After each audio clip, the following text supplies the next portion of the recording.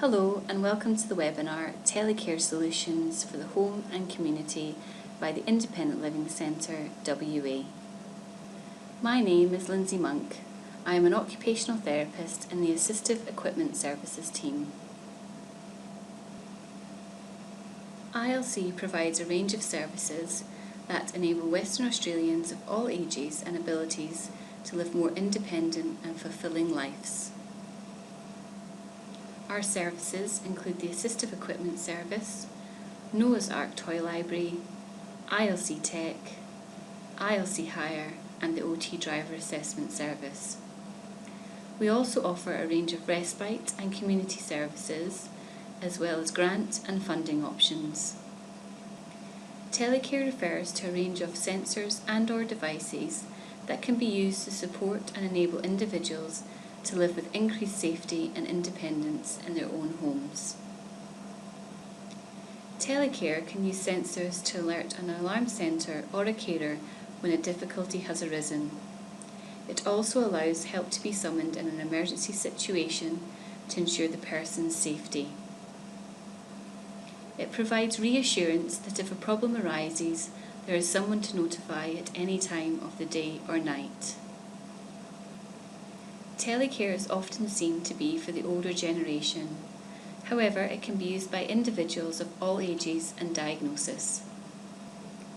Do you know someone who lives at home alone or goes out in the community and would benefit from a simple way to contact people if they needed assistance? This diagram demonstrates the range of sensors and devices which can be placed in the home to promote safety and independence.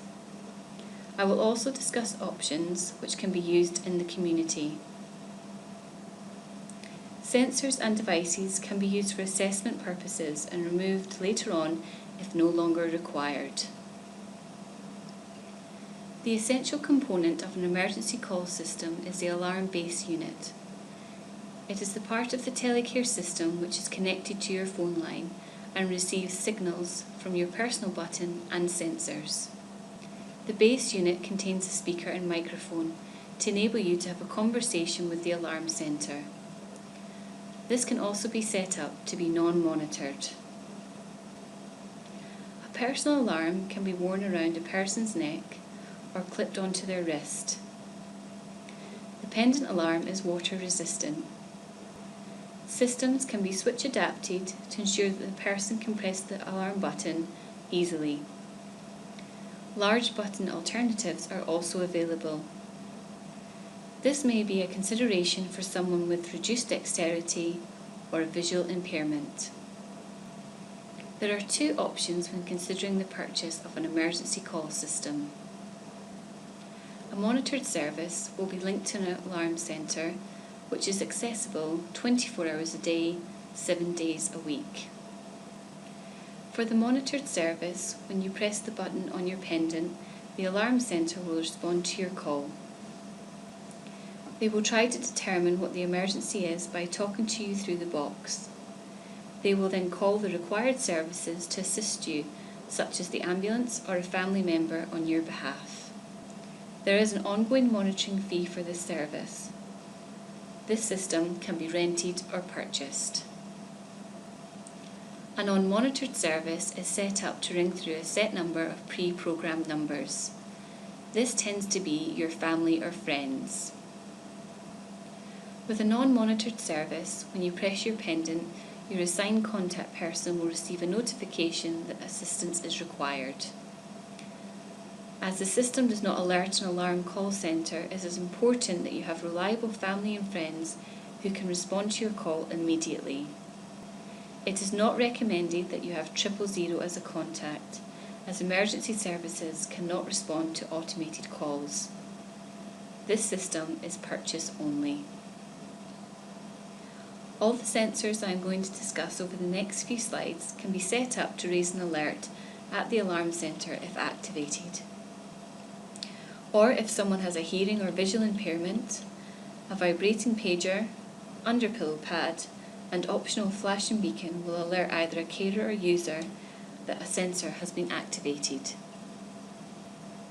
Wireless smoke detectors make an audible sound when detecting smoke. It can be linked to a flashing beacon or vibrating alarm for people with a hearing impairment. A carbon monoxide detector makes an audible alert when dangerous CO emissions have been detected.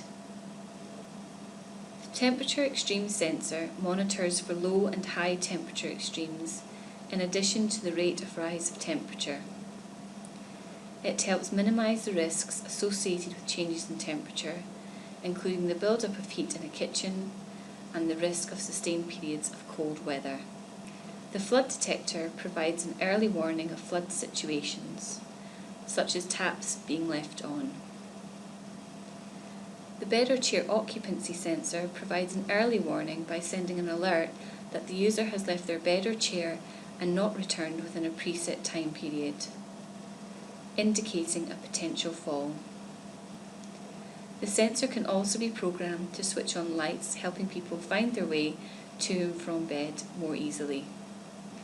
For example, if they need to use the toilet at night.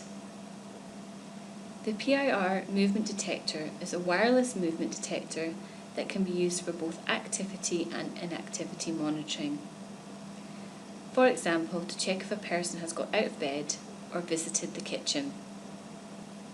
This could be used with younger people who are living independently to monitor that they are using the kitchen periodically throughout the day to prepare meals and drinks.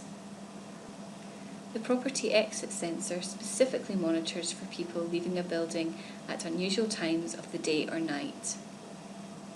It can also detect if a main exit door has been left open. The epilepsy sensor monitors the user's vital signs, including heart rate and breathing patterns, to detect a range of epileptic seizures. The sensor may eliminate the need for carers to make physical checks, promoting independence and dignity. The bogus collar button is fixed near the door. This button will provide reassurance in the event of an unexpected caller by alerting the alarm centre. There are various options available to people to allow them to summon help when they are out in the community.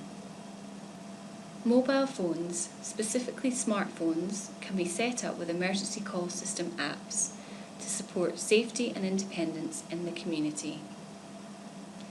Both younger and older generations are now using smartphones more readily for social interaction, emergencies, accessing information and paying bills, to name a few. These phones can now be set up according to the individual's physical and visual needs. For example, increasing the size of the display icons for easier access. They can also be set up to support those individuals with hearing impairment or communication difficulties. GPS systems allow a person to go out independently. The GPS allows the family, for example, to track where a person is at any given time and locate them if required. GPS systems also have an SOS button. So if the person does get into an emergency situation, they will be able to call for help.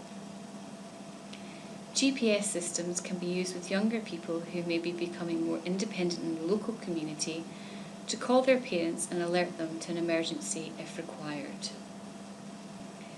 They can be used with older people who have a cognitive impairment and may be at risk of wandering or becoming lost in the local community. These devices can also be set up with geofencing, so if the person travels beyond the radius set, then it will alert the carer. They can then locate them and ensure they are safe. With mobile phones and GPS devices, new and better products are coming out all the time, so call us for the latest information. ILC have a hire department where you can hire some of the Telecare equipment to trial before purchasing. This gives you the chance to find out if the item will work for you. You can contact us by phone or email. If you would like more information about anything in this webinar, you're welcome to contact us at the Independent Living Centre WA. Please call one of our friendly staff members to make an appointment. You can follow us on Facebook by searching for Independent Living Centre WA, then hitting the like button. You can follow our blog too at www.ilc.com.au or join our electronic mailing list to find out about ILC's latest news, upcoming training and events. Thank you for listening to today's webinar.